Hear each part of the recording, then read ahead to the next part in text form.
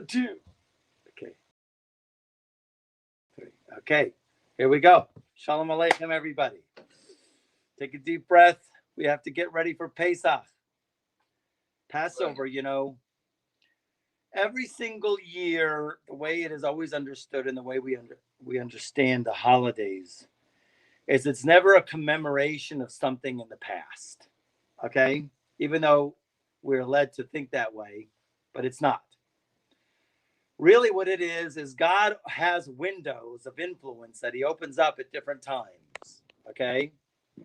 And based on those different times, whatever the windows that he opens up, the window of influence, so then, of course, things are going to be manifest at that time. So the biggest one, of course, is springtime. And then we have springtime as, you know, the time of life. Things are starting to grow again. Believe me, I've got a whole garden full of weeds, and I can't find anybody who's going to cut it because everybody's too busy getting ready for Passover. It's not easy to find somebody, you know, a gardener. So in any case, usually what people think, okay, that's the time, you know, we always have to sync. Actually, the sages always wanted to sync the solar calendar with a lunar calendar to make sure the Passover falls out always in springtime, because the energy is the energy of life and the energy of freedom. And the same goes for every single one of our other holidays as well, like Shavuos, the giving of the Torah, or Yom Hadin, Rosh Hashanah. Those are windows. God opens up influences. And of course, our job is to surf the waves, okay? You either surf or you fight, okay? You have to fight the waves and you're going to be in trouble, or you got to surf. You have to understand the influence so you can grasp more light and more energy, okay? So it's not the idea of the going out of Egypt that it happens to be falling in springtime. It's the idea of God is opening up a window of freedom. And of course, things are going to manifest in that time. The idea that is always looked at in our calendar is a cyclical kind of thing, a spiral of sorts, that every day on that year, the same energy is available for us to grasp and to harness and to manifest and to integrate and to, of course, reach a higher level, okay? So I wanted to look in something in the Baal Shem Tov, and there's things that I always have looked at before, but I didn't look at this portion of the Zohar that he quotes. So the idea here is, of course, he speaks about, interestingly enough, the idea of the exile of Egypt was called an exile of the mind. Very important to know, okay? Galus Mitzrayim, explicitly, he says it, Shaya Hadat Begalut. The mind was in exile, okay? The generation of Moshe. And Moshe, of course, is called Dat. He's called knowledge or knowing, okay? Therefore, the whole idea of speech, you know, speech which comes from Dat, proper speech. And that's why actually another way that we understand the Hebrew word for Passover is called Pesach. That's the Hebrew. But Pesach is really 2 words. Peh, mouth, sach, speak. We weren't actually able to speak until Pesach, because we didn't have the dot to speak. There's another place where it's brought that a child actually cannot say Abba, Ima, mother, father, until he has eaten a certain amount of grain, okay? Which also goes into matzah, grain, and chametz, okay? That's what we're going to understand. But now, to really get into the Passover, okay, we have to understand there's a certain time in the Passover Seder when we're sitting around with our family. Hopefully we hadn't need to get in a fight yet, usually. Oh, Uncle Bob, you always do that. Stop fetching, right? There might be, God forbid, only love, right? Only love. But we have the whole matzah that we always hold up and we always break it. And we break it, we put away the bigger half, and we use the smaller half. I think I've got it wrong. In any case, we take away, we say this is the bread of affliction, and we break up the matzah. And we're going to discover what is the significance of that. What's the Kabbalistic significance of breaking up the matzah? Am I coming in? Am I loud enough? Can everybody hear me? This means yes. We're good? Okay.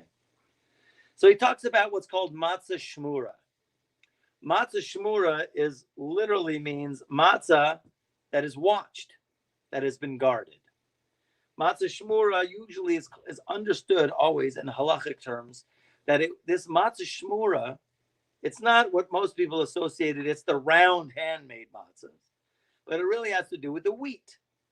That the wheat, from the time that the matzah was cut in the field until it was put into the rail car and sent to the city to go ahead and be ground up and made into flour for your matzah, it was watched. Matsushimura means it was watched matzah, okay? And from the time it was cut, that makes sure that no moisture, no water would get on it, okay? As opposed to some people have standard matzah, which is the matzah basically that was watched from the time that it was ground, okay? Which you really don't know what happened to that matzah before, where it came from, okay? But classically, Matsushimura means it was watched matzah. So Matsushimura, and of course we say that, of course, what makes chametz? Chametz basically is when water or liquid comes in contact with the wheat or the flour or any one of the 5 grains, right? Wheat, barley, oats, spelts, and rye. Thank you. Right? Any one of those, if water or liquid comes in contact over 18 minutes, if it's not being worked or being jostled around, it becomes chametz, okay? And therefore it is asur on Passover. So Matsushimura is called 2 names, as we're going to see in the Zohar, in the text of the Zohar that I sent you. The essence of what matzah is, okay? It has 2 essential names of its inner essence of what it is. And it's called what? Machla de Behemenusa, the food of Emunah. Amazing. Emunah bread. Okay. And it's called Umechla de Asvasa, the bread of healing. 2 names. Emunah, the bread of faith, and the bread of healing. Okay. Those 2 names. Okay. And he wants to add his whole addition, because really the Zohar does say these, and we're going to see that right now. So therefore it gives strength to the mind. So if you want to know, of course, none of the paleo people are going to say this. None of any other keto people are going to say this. None of the other dietitians are going to say this, because they're all anti-wheat. Okay? And I'm sure it's gluten. Okay, even though you can get oats matzahs, it's gluten-free. Okay, that it's food for the mind, food for the mind. Okay, which is an amazing thing if you think about it. Okay, food for the mind, which is something that's going to enhance your ability to perceive. That is a special inyan of matzah. But of course, like I say, the scientists won't admit it, but it's true. Okay. Because as we're gonna venture to now, okay. But before I do that, I got to share a holy great story with you of the holy Baal Shem Tov before we go into the Zohar. You know, a lot of times the Baal Shem Tov, he always wanted to take his students on special trips, and he wanted to reveal to them certain things, the Holy Master. And one time, of course, he always did it on a Saturday night, or this time it was just standard, but it was before Passover, because it's a Passover story that we're talking about. He took them on a trip, his students, to go on a wagon, and they ventured to some village, and they got off the wagon, they walked a little bit, and they got to a house. And he says, I'm going to share something really cool with you guys today. And they go and they go to this window of this little hut, and they see a village guy, simple yid. And they're looking through the window, and him and his wife are very busy with making their Passover matzahs. And they have the flour and the water, and they got it on the table. And they're kneading, and they're moving, and they're working really hard. Sweat's coming from them as they're kneading this dough. And finally, they make it out into flat matzahs. And then they put it on the bed. And here are all of the students of the Baal Shem Tov are observing this, and the Baal Shem Tov is waiting there because he knows what's going to happen. And they put all of the matzahs on the bed. And then he says to his wife, this village person, simple village person, he says, now I'm going to light the fire to bake the matzahs. And the students were aghast. They were blown away. They're going, what? You light the fire before because you could throw it in. If you let the dough sit there for more than 18 minutes, it's going to become chametz. These guys are going to eat chametz on Passover. And they're like blown away that the guy's now, only after he makes the dough, now I'm going to go light the fire. Dude. So, of course, the Baal Shem Tov sees their astonishment, and he does the Jedi thing. He waves his hand over their eyes, and he says, now look. And the guys see, they're blown away. They see these angels from heaven who come down and are standing, hovering over the matzahs, and they're flapping their wings on the dough of the matzahs. And the Baal Shem Tov says, you have to understand, right? These people, they don't know. They don't know that you cannot delay the dough. But their hearts are in such an unbelievable place that they only really want to do the mitzvah, right? With joy. They have no idea. So heaven has sent from above angels to come and fan the dough so that the dough doesn't turn into chametz. And nobody else sees this. An astonishing thing. The idea, of course, the Baal Shem Tov would always draw close to the simple Yidden. And there's so many simple stories like that. That God will figures things out, right? And sends things, okay? Of course, we have to do what we can, okay? So now let's get into the Zohar, okay? This great text of the Zohar, I got it right here, that you might have, that I sent it to you, okay? So it talks out Israel. The Jewish people ate 2 types of bread. One, when they came out of Egypt, and one in the desert. In the desert means when they got to, actually, it's the manna. But here he's going to allude to what happens with us on Shavuos, which is the holiday, the celebration of the giving of the Torah. That one on Pesach, as we know, on Pesach we eat matzah. And one on Shavuot, which is the holiday of the giving of the Torah. Because it says, look, I'm about to rain down bread for you from heaven, which really alludes to the manna that they ate, which is the second type of bread. But however, what we have on Shavuos, a very strange law, that we actually offer leavened bread, okay? Which is usually never done. Usually all of the offerings are unleavened cakes and unleavened bread. But on Shavuos, it's gotta be chametz, okay? Therefore, the offering on this day is bread. That's why on Shavuos, in all the years when they had the temple, there were 2 loaves put on the roof that everybody can see it, mamish chametz, okay, on Shavuos, okay? And all the other offerings were brought with bread, since bread is the essence, as we know. Because you shall offer, it says, you shall offer with the bread 7 unblemished lambs. Right? For your dwelling places, you shall bring 2 loaves of elevation bread, which means it is chametz. And for this, the bread by which Israel gains supernal wisdom of Torah, entering her ways, the ways of the Shekhinah, which really basically is that when we got to Mount Sinai, we were given a bread, because bread, you always got to understand, and the Torah's definition of bread is different than the literal bread. It's taking in energy and information. Okay, so we talk about when we went to Mount Sinai and we received the Torah, that was called a bread. It was the highest of the highs of bread. It was Torah, okay? But it's also alluded to as the name of bread, okay? Now, here comes the question.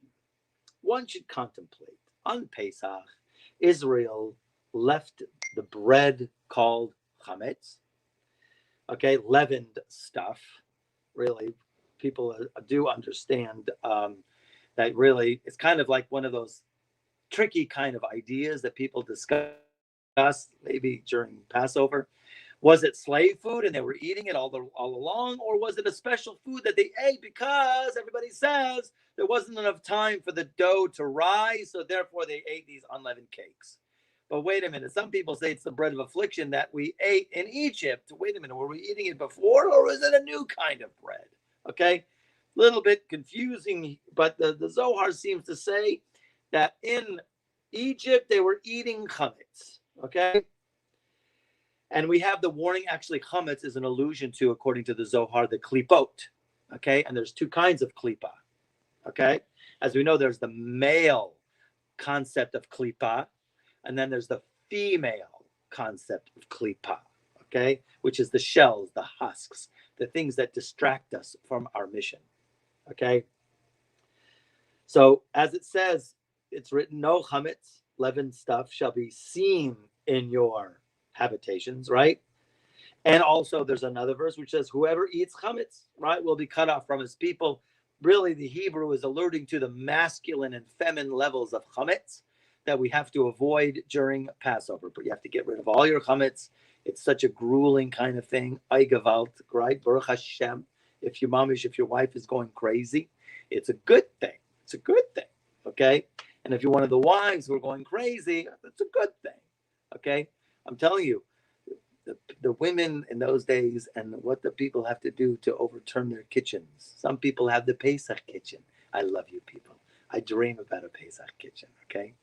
My daughter finally came to the conclusion, my 19-year-old daughter finally came to the conclusion last night, I hate Pesach, as she's like covering the shelves and wiping them all down. But there's an unbelievable idea that when you go into the preparation, the hard preparation of Passover, right, and the grunts and the groans and the cleaning and everything that goes into those things give incredible light, because it's almost like simply you can't grasp freedom until you've grasped an element of slavery, okay? So to clean out your house and to do it in a holy way, the Barditchewa Rebbe says it brings incredible milestones of spiritual growth, okay? But let's go back. In Egypt, it says they ate chametz, okay? In other words, they were too much attached to the klipa, the level, the elements of evil, okay? Because we know, everybody understands simply, chametz is leaven, it's expansive, it's ego, and we know matzah is thin, it's supposed to be the non-ego. So why,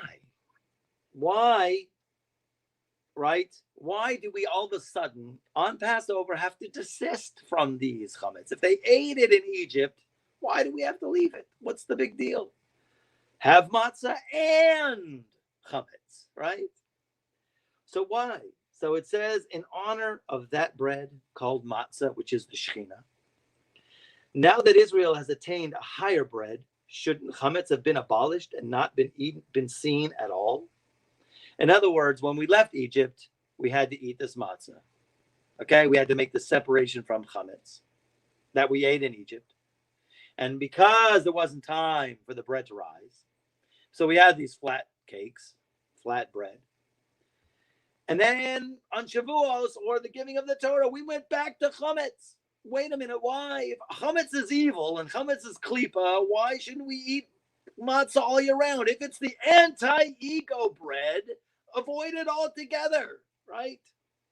No, we go back to, but yet we go back to chametz. After we left Egypt for this period of time, we go back. What's the deal? Okay.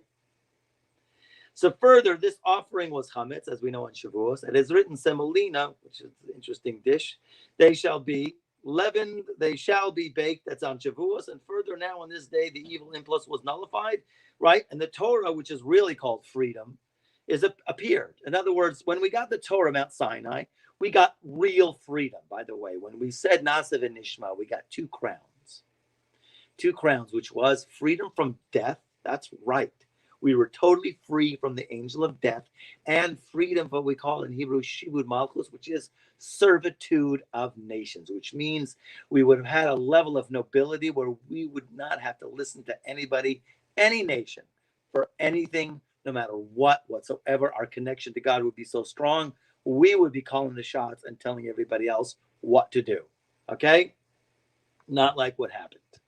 So when we were at Mount Sinai, we achieved this high level of freedom. So it should be freedom also from the evil inclination, right? Why are we going back to chametz? So how do we understand it?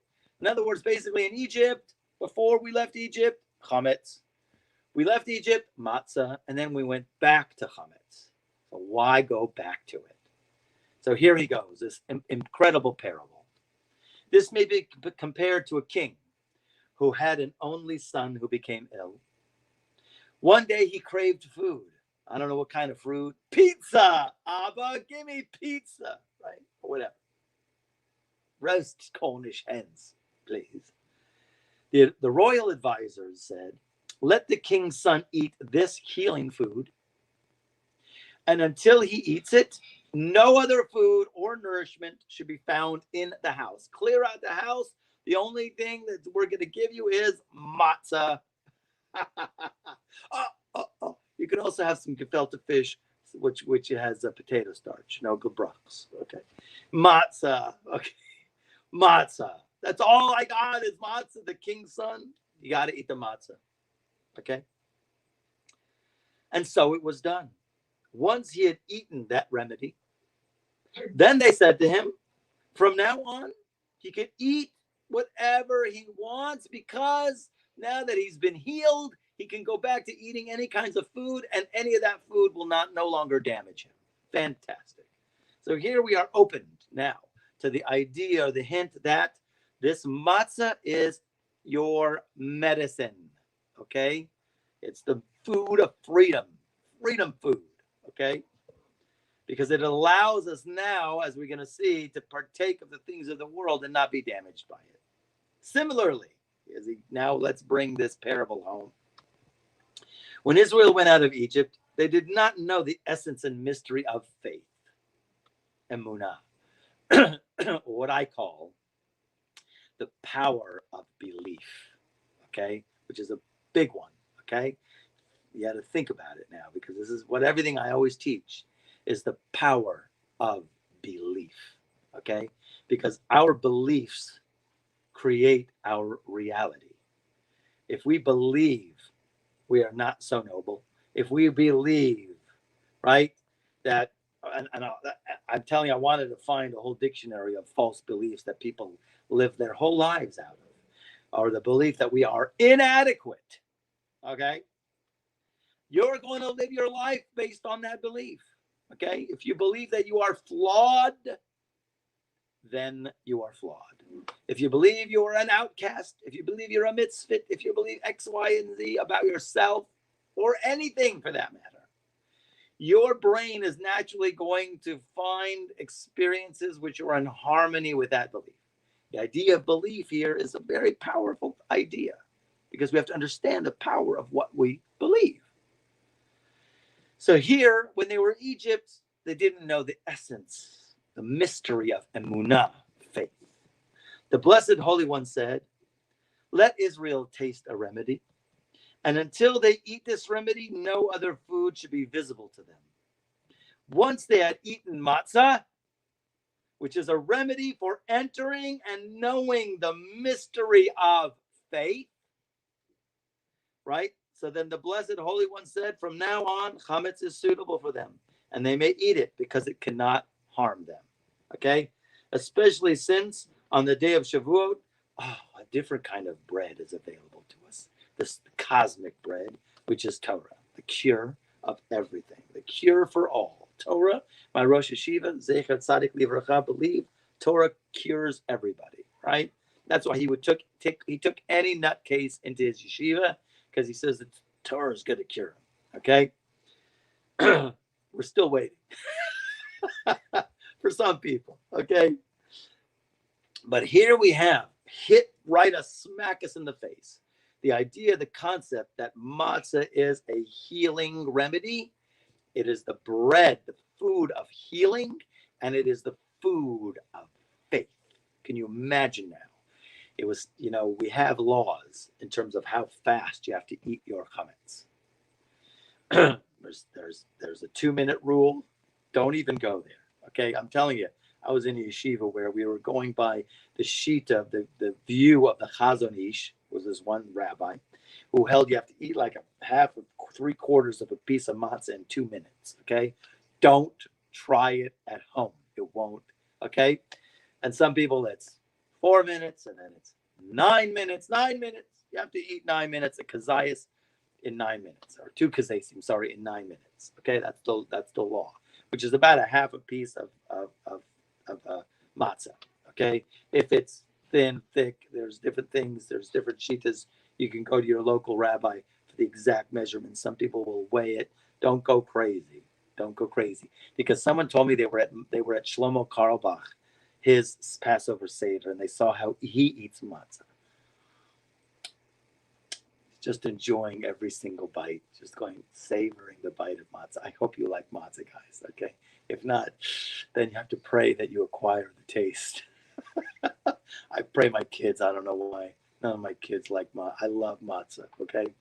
But Shlomo Carlebach was eating.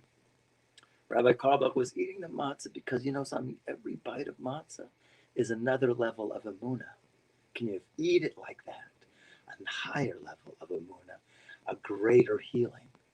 And healing, which means a healing from all of the false ideas, the external ideas. And there are so many out there that a person has to fish through so many. The ideas that he's been living his life out of, his whole life. Simply put, right?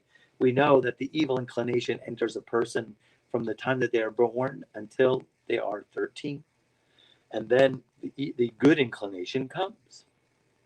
So, of course, the evil inclination has this head start on a person because he builds the beliefs, the false, little subtle false beliefs in a person. And those false beliefs a person will operate almost their entire lifetime out of. For example, I can be victimized. Isn't that an interesting idea? Now, of course, if you entertain the idea that you could be victimized, right, then, of course, you're going to be prone to experiences which are going to put you into having experience of being victimized, okay? But if you don't have that idea that no one can hurt me, if you have an idea, there's some things to be afraid of other than God, then your brain, your psyche is going to hard drive and wire you to have experiences of something else to be afraid of. Really, the only thing to be afraid of is God. So here enters Passover, where we have to reach higher levels of our belief system, okay? By the way, the other idea, why it's called Passover, okay? Passover, of course, literally means skip over the houses, right? Because God skips over the houses, but the Hasidic masters understand Passover as what?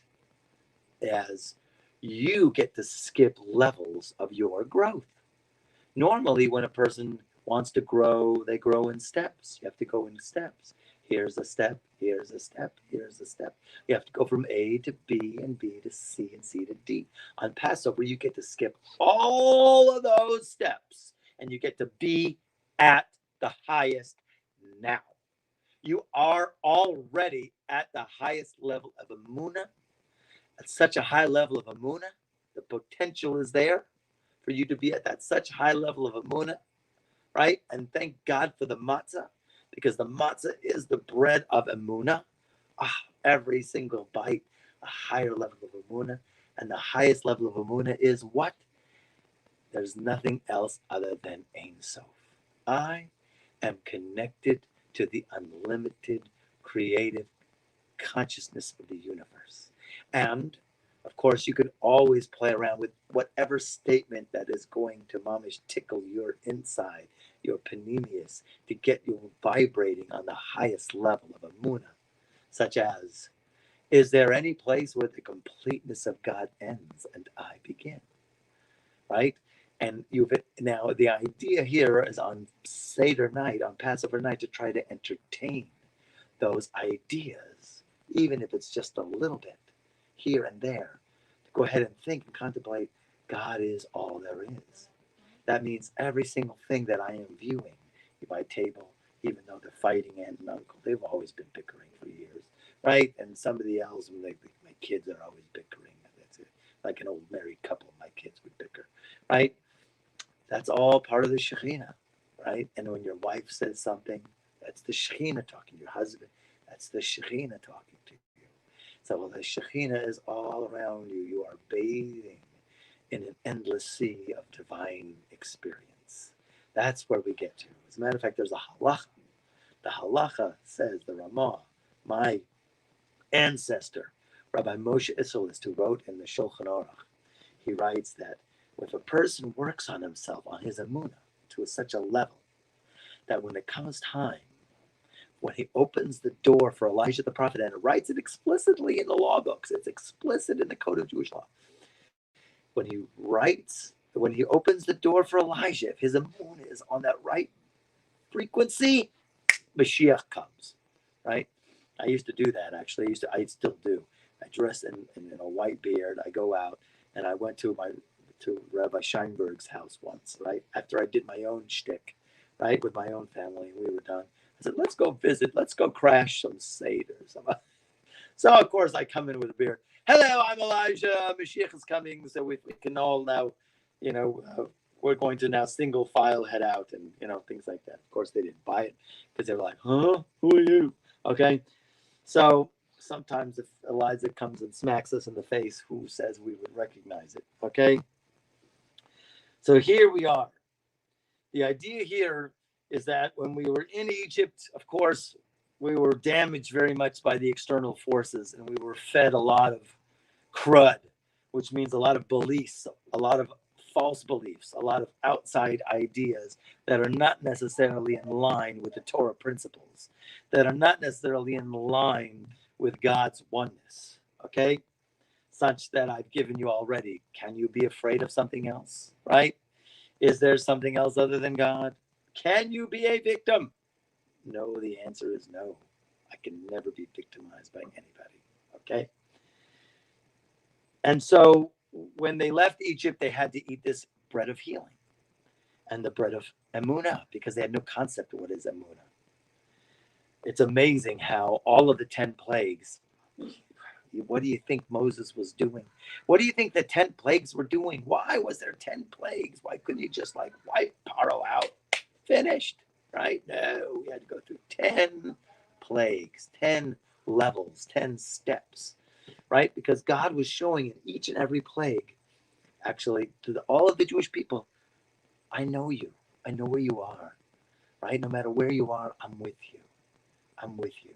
That was actually the name that was revealed at the burning bush. The burning bush, when Moshe was talking to Hashem, he says, well, what's the name? What's the idea? What's the concept? What's the revelation here? And the revelation was, I'm with you. Ekyeh is the Aleph, Hey, Yud, and Hey, right? Ehyeh, Asher, Ehyeh, I will be what I will be, which means I'm with you. And in all the plagues, no matter what the Jewish people did, God was with them, showing them there's a distinction, okay? But of course, it still didn't hit home. Even Moses was going around to all these people going, God's with you. People didn't want to believe. That's why in the plague of darkness, 4/5 of the Jewish population were wiped out. Staggering, okay? So, but the idea here is once we came out of Torah, we ate the bread of healing, we ate the bread of emunah, so then we can go back to chametz because it doesn't damage us anymore. We understand it, okay? Therefore, continuing in the Zohar, chametz is offered to be burnt on the altar, that's on Shavuos, and 2 other loaves are offered as one, with chametz burnt between them in a fire of the altar, and so that it cannot dominate or harm Israel. Consequently, holy Israel cleaves to the blessed Holy One on this day through the remedy of the Torah. That's speaking about Shavuot, 50 days after we left Egypt. If the people of Israel preserve these 2 aspects of bread, they would never be subjugated to judgment on the day of Rosh Hashanah. That's amazing, okay? Which is the day of judgment. There was a story like that. It's known, right? The Baal Shem Tov does bring down. It is brought down. Actually, it's a Gemara, right? But there was an incident that happened, okay? That it says, it brings down the Ari, actually, that Rabbi Yitzchak Luria brings down, that somebody who is careful with even a smallest amount of chametz in Pesach, That means you have to sell any chametz you have. You cannot own it, and right? If he's careful with even the smallest bit of chametz in Pesach, it is assured, a safety, a security that he will not sin the entire year. That's a heavy statement. Okay, where's that statement? Right? It's actually in the Chorah. It's in the Orach Chaim. Okay, it's in the Shulchan Aruch. So they did all of their efforts, all of the students of the Baal Shem Tov, right? And what happens? You know it's going to happen, right? The first night of Pesach, what happens? Somebody finds a donut. Busted. Somebody gets busted with a donut, okay? And they're all shaking. They're going, Dad, we're supposed to be so careful. How come somebody found it, right? So, of course, they went to the Baal Shem Tov, Holy Rebbe, comfort us. What can we do? Right? Because they told them, we found chametz. We found chametz on Pesach. We were all together. We were having a great Seder, and somebody came up with the donut. Can I eat this? Right? So the Baal Shem Tov said this. He said, you guys think what? That everything is because of your hishtadlus, of your efforts that you put out to make sure that there's no chametz around, right? Bupkis. Why? Because what? You have to pray to Hashem. Okay? That you have to say, Hashem, please help me to be protected from chametz, which is all falsehood and all lies. Okay? In other words, no matter what efforts you do, you always have to pray to God. Okay? So anyways, here he says an amazing statement. Never be subjected to judgment on the day of Rosh Hashanah, which is the day of judgment. And every day of judgment is intended only for those who have not taken that healing food, right? Whoa.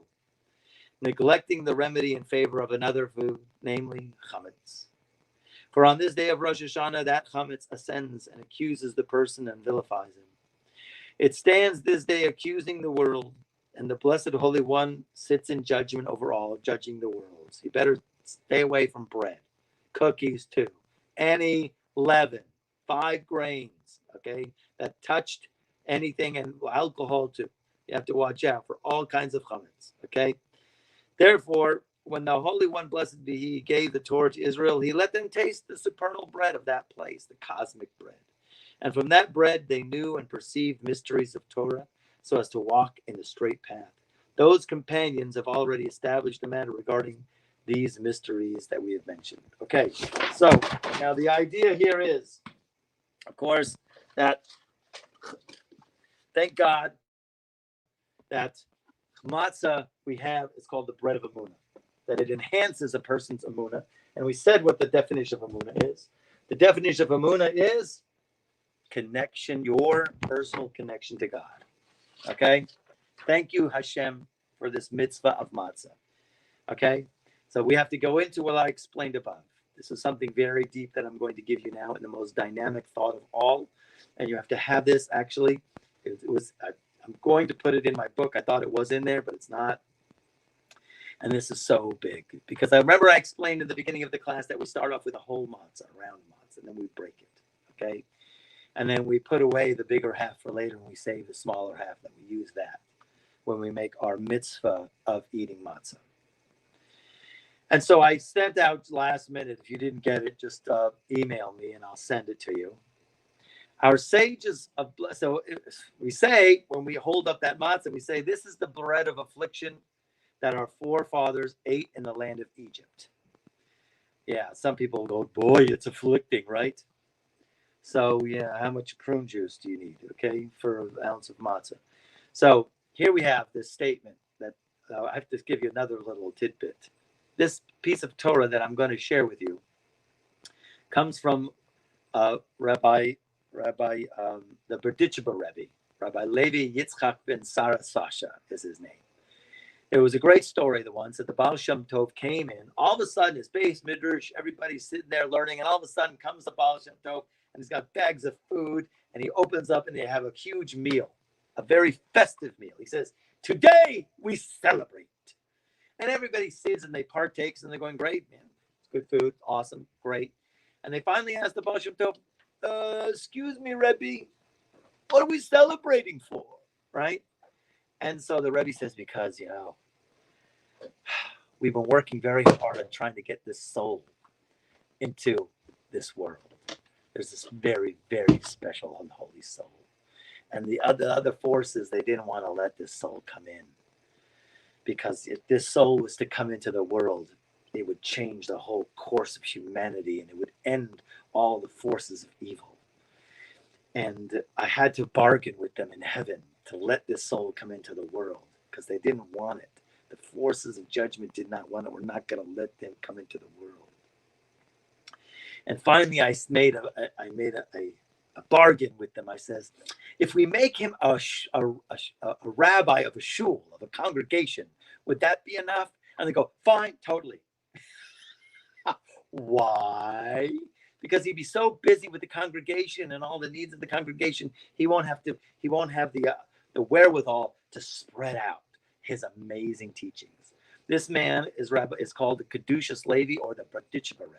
Okay, and that day he said, that's why he was making this festival. Today he's born. He never actually met the Baal Shem Tov, even though the Baal Shem Tov continued to live on for a few more years. But the Kedushas Levi, Rabbi Levi Yitzchak, never actually made it to the Baal Shem Tov. He did learn by the Maggid, the student of the Baal Shem. And he was amazing, okay? This man he had a nickname called the Broker in Heaven, because he would always be able to find the merit of any Jew, no matter what happened, okay? He would always be able to find, like if a guy stole from him, right? I'm like, what are you stealing that for, right? Because I need it to buy something. Well, at least he's honest, right? Something like that, right? So, and he did a lot of unbelievable stories. He was always bringing the merits of the people of Israel before God, okay? And then one great story I'll share with you, I can't stop, is because he once banged on it's Pesach. It's Pesach night. And people want to daven, they want and go home and start their Seder. But he bangs on the bima, that's the big table in the synagogue, and he says, I want someone to go and bring me some tobacco. Someone go bring me some tobacco. Tobacco was outlawed in that area, especially for Jews. And they go, Rebbe, it's against the law. Bring me tobacco. We're not going on until someone brings me tobacco. Right? And someone goes, of course, somebody's got some bootleg tobacco. Sure, someone got a stash. They put some tobacco on the bima. Okay, now he claps on the bima again. Alcohol. Bring me some vodka. Rebbe, it's against the law for us to be having alcohol. Do you know what will happen if we get caught? We'll have to go to jail, right? Alcohol now. So some people got a stash. So they bring it out. They got alcohol. He says, now someone bring me some chametz. And they go, Rebbe, you know that we can't do. There's nobody going to produce a crumb of chametz for you right now. Chametz, bring me chametz. Rebbe, you know that's not going to happen. So then he turns to God and he says this. He says, listen, God. He says, here in this world where there are people who are going around, police, and looking around if anybody has tobacco or alcohol, they can get into serious, serious trouble. And here, when you just make your edict that we shouldn't have any chametz, not even own it, right? And there's no police around, looking around, making sure, and still nobody has a crumb of it. Now we can start to daven. You see what he did? So he's like praising Israel before HaKadosh Baruch Hu. So here he has this amazing Torah. So he says, our sages of blessed memory have said, in the time that Israel makes the will of God, they are called his children. And in the time that they do not make the will of God, they are called servants. That is a phrase from Baba Basra. Tractate Baba Basra has to do with damages. Anyways, it's a phrase that has an astounding idea to it. It doesn't make really much sense. That's what the Berditchever Rebbe is asking. He says, these words are apparently difficult to understand. When a person is not performing the will of its creator, we don't call him a servant. You call him a wicked person. You call him a Russia Marusha. He's an evil guy. What are you talking about? Why is this statement worded like this? It's a strange wording. If a guy makes the will of his creator, he's called children. If he doesn't make the will of his creator, he's called a servant. He should be called a wicked person. You get the question? So here it goes. Watch this. Okay? It appears that when man believes with complete faith that the Holy One, blessed be He, is our Father, and the Father has pleasure when He bestows goodness to His people Israel, as it's God's ability to bestow goodness to all the worlds. As we know, the purpose of creation, the essence of God is to do good, and the purpose of creation is to bestow pleasure. And so we have to think now, just for a moment, anybody who has children, when the child comes up and says, I want a lollipop, Papa, I want a lollipop. And the kid's are basically a good kid. And so, of course, the child is going to give the kid a lollipop. And he eats good food, of course. He ate his growing food. Of course, the parent has a great pleasure giving his child that snack or whatever it is that the child asks. There's an innate force, there's an innate pleasure that a parent has to a child to want to give them good things. It's innate, okay? For normal people, okay? I don't know about crazies. But normal people, there's this innate pleasure just to want to give their kids, okay? So if a person is to have that attitude with God, that God is our Father, right? He has such pleasure giving me things when I ask for, okay? Because that's the way of God to be good. Then that person is not lacking anything.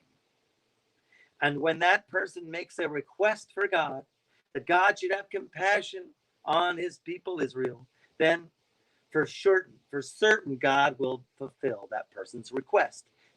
And this is what's hinted to as a side point, but it's very much in line with what we're talking about today. And this is the hint in the verse. You will be whole with Hashem. Tamim tiyeh im Hashem Elokecha. That's the Hebrew. Tamim, very great words. Tamim, to be tam. Tamim, which means to be whole. You will be whole with Hashem your God. As to really say, according to the way that the Kedushas Levi is expressing it, is you will be lacking nothing when you will be with God. Once again, is there a place where the completeness of God ends and we begin? Because if God is literally all there is, and there's nothing else other than God, then is there a place where the completeness of God ends and we begin? It should be automatically no. Okay? However, to go on, when a person does not believe in this, okay, that God is our Father who gets such pleasure to give us things, okay, then that person is lacking. Why? Because what? He's not making the will of his Creator to bestow upon us good things. This is such a mind-blowing shift, okay? Follow me. The original statement is when, right, in the time that Israel makes the will of God, they're called His children, which means you, think about this, make the will of God. You are the one who forms, who is involved, the creator, you are in realization of the relationship. How are you actualizing your relationship with God? Are you making it that God is your Father who has tremendous pleasure giving you things? Or are you believing something other than that? Okay? You're either making that's the will of God, or you're making the will of God to be something else. Think about what I am saying. It's very fine point, but it fits into the language of what our rabbis are saying. What are you making out in your psyche the will of God to be? Okay? Because some people are not thinking that. Okay? Some people are coming to God with a different attitude of maybe he likes me, maybe he doesn't. Okay? Maybe God hates me. Okay? Maybe God just wants to be mean. Okay? There's no such thing. If you believe that, you get what you believe. Okay? Because then you're called a servant. Right? A servant is, I'm going to go and I'm going to ask for something and maybe he'll give it and maybe he won't. Right? A servant is a completely different relationship. You set the pace for the relationship with God. What is it when you approach God? Okay? Most people need a whole new revamping on that because everybody's got different ideas. Now is the night where we eat the matzah, and every matzah we can embellish, integrate, and make grow in heightened states of God is my Father. He loves to give me. You know, when my son comes to me and he asks me for things, just to hear him speak is just the most amazing thing, right? Sometimes I say, no, okay, because he wants a chainsaw. I'm not going to give him a chainsaw, okay? So, but he's still, the chain, the favor. Now, can you imagine every single time you approach God, and we're always approaching God, we're walking with God all the time, that God is looking upon you with such favor and such grace and such love. It's our biggest problem to this day. If you're walking around inadequate with God, it's a problem, okay? And that's why if you're making the will of God, right? So then you're called children. And if you're not making the will of God, that he's something else other than a father who loves to give his kids, so then you're called a servant, okay? And that's what the text is now. It's a mind-blowing thing. Your attitude, you shape the relationship. You are the creator of this, okay? A co-creator, okay? So then we say, however, when a person does not believe in this, that Shem is our father who loves to give to his child, then that person is lacking because he's not making the will of his creator to bestow upon us good things. Now, that's a great concept, Rabbi. And now we're going to anchor it. Thank God for the Kedusha Lady comes and he's going to give us the ability to anchor it. Anchor it is you lock it into a physical thing where it'll always remind you and always give you that, infuse with you that feeling. Okay? And what is it? Passover night. This is the bread of affliction. We hold the whole matzah and we break it in half.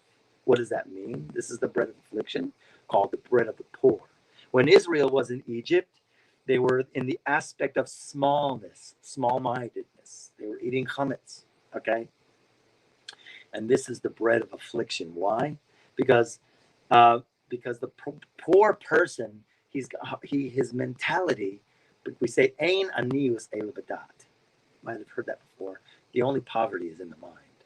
So when a person breaks the matzah, of course, like a poor person would break it and he stashes away. Why are you stashing away, right? You're afraid of the next minute. You're afraid of the next hour, the next day.